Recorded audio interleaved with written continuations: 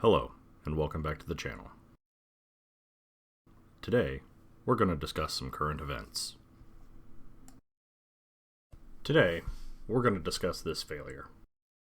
Biden's administration has absolutely failed in Afghanistan. The situation in Afghanistan is appalling. Everyone recognizes that it was a complete failure of leadership and vision that caused what happened. It all lands at the feet of the Biden administration. From the failure to abide by an agreement brokered by the prior administration, to the baffling decision to abandon Bagram Air Base in the middle of the night, everything about the withdrawal from Afghanistan is a result of astounding levels of incompetence or a series of intentional malicious acts. Biden's decision to unilaterally change the withdrawal date, abandoning an agreement that was already made, accelerated the return of the Taliban. Do not let his apologists fool you. In an honor-based society, going back on your word means that no agreement with you is binding. Worse, it was massively demoralizing for the local and tribal forces that were supposed to hold the Taliban in check after the Americans left. I'm in danger! Biden's decision to simply change the date of withdrawal provided the Taliban the perfect opportunity to go to the tribal leaders and get them to their side. Because if the Americans were not going to abide by the agreement, they simply couldn't be trusted. And so, why should the Afghans in general, or the Taliban in particular, abide by the Doha Agreement? And it's gone! Once the administration made the decision to violate the Doha Agreement and abandon their erstwhile Afghan allies, the outcome should have been pretty clear. They failed to do the logistical work required to evacuate the thousands of Americans and Afghan allies they promised to get out, and they even failed to decommission equipment American taxpayers bought. What? One would be excused for thinking that with a 20-year-long war, some thought would have at least gone into how to leave. But apparently this administration decided that all of the planning for this day that had been done by prior administrations could simply be thrown out, and they didn't need to do any planning themselves either. Their callous disregard for the proper manner in which these kinds of operations should be conducted has led to, at the very least, hundreds of deaths from Taliban reprisals, and likely that number is in the thousands. What's worse, the administration provided a list of American citizens, legal residents, and Afghans that worked for the American government in some manner directly to the Taliban. One defense official was quoted saying, quote, "They just put all those Afghans on a kill list," end quote. This came after the botched evacuation of military forces left behind over $85 billion in military assets, including armored vehicles, drones, helicopters, and cargo aircraft. Congressman Jim Banks explained it rather bluntly. And they have left $85 billion worth of American equipment in the hands of our enemy, the Taliban. You what? 75,000 vehicles, over 200 airplanes and helicopters, over 600,000 small arms and light weapons. The Taliban now has more Black Hawk helicopters than 85% of the countries in the world. You serious? But it's not just weapons. They have night vision goggles, body armor, and, unbelievably, the Taliban now has biometric devices, which have the fingerprints, eye scans, and biographical information of all of the Afghans who helped us and were on our side over the last 20 years. You serious? We have video of the Taliban flying around Kandahar with one of their members hanging from the bottom of a Black Hawk in an apparent attempt to hang a flag off the top of a building.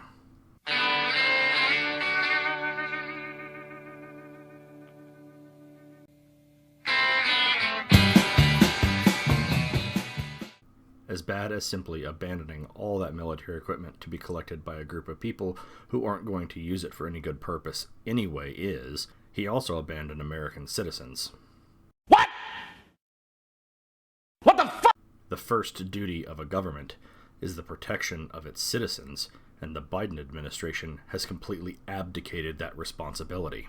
We also know that the administration knew months ago that Afghanistan was going to collapse. We know this thanks to leaked transcripts from a phone call between him and the then president of Afghanistan. During the call, Biden seemed desperate to put a positive spin on the situation in Afghanistan. while President Ashraf Ghani was asking for air support and telling Biden that the Taliban had the backing of Pakistani forces, as well as over 10,000 international terrorists, mostly Pakistani, and asking for some assistance in shoring up the morale in Afghan forces. There was a considerable disconnect between what Biden was saying publicly to a fawning media and what was actually going on in the lead up to Biden's complete failure of a retreat. His administration knew what was happening on the ground, and yet he continued to lie to the public about it. How dare you! He extended the pullout date that was agreed upon to deny the prior administration the credit for ending the war, but didn't do any of the required logistical work to actually remove American and Allied forces from the country without a mad scramble.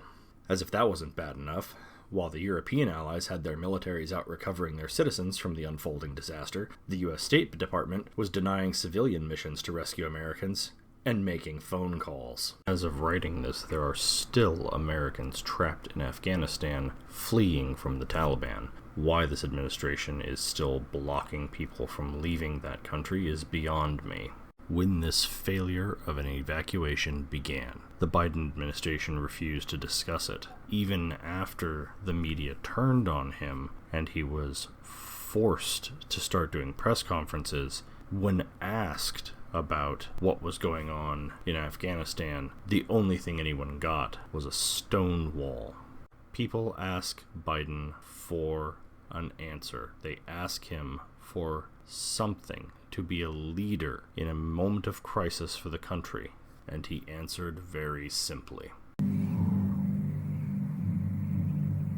No.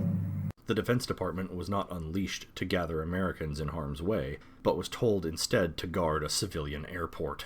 Even when Americans were told to stay away from the airport due to an imminent threat, American forces were told to continue processing foreign nationals for evacuation. This led to the deaths of 13 American service members in a suicide blast, as those service members were processing foreign nationals instead of extracting American citizens. Following the suicide attack that killed 13 American soldiers and hundreds of Afghani civilians, in an effort to make his administration look strong and in charge, Biden ordered a drone strike on supposed ISIS-K members.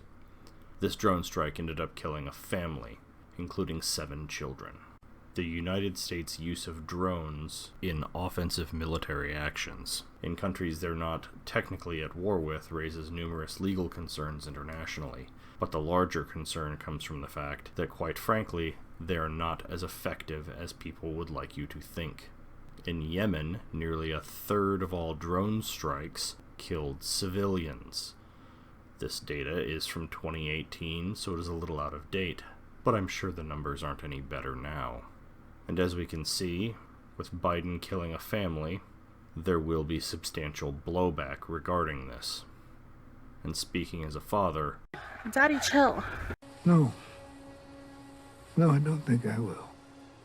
if they killed my daughter, I would never forgive them. Number 3. In certain extreme situations, the law is inadequate. In order to shame its inadequacy, it is necessary to act outside the law, to pursue natural justice. This is not vengeance. Revenge is not a valid motive, it's an emotional response. No, not vengeance. Punishment. Stop it. Get some help. Looking at the situation, we really have to consider ultimately why this happened. And realistically, there's only 3 options here.